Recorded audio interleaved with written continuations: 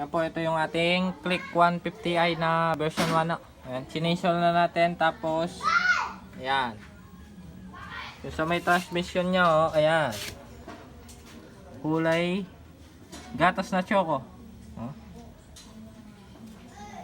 Ayan na. Napasukan po ng tubig.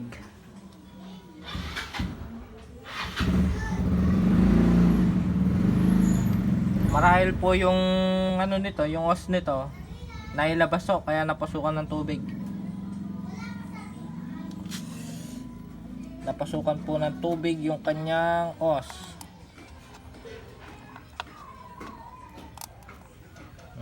Tingnan po natin. Yun oh. Ayan po. Oh. Yung hose po niya. Hindi naman po dapat dito to. Ayan. Diyan po dumaan yung tubig. Dapat po ito dito nakasuksok. Yun. Yan. Nakasuksok siya dito. Para hindi mapasukan ng tubig. Yan lamang po. Diyan lang po dumaan yung tubig niyan.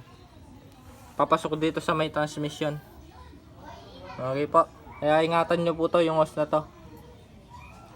Baka po may labas nyo. Mapasukan ng tubig. Ang madala masisira po dyan transmission nyo. Yung mga bearing nga.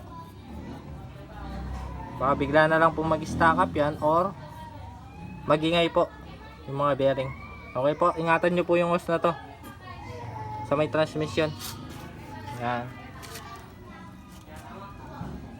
Update na lang po pag na paandar na natin to. Lagyan muna natin ng gear oil at saka oil. Okay.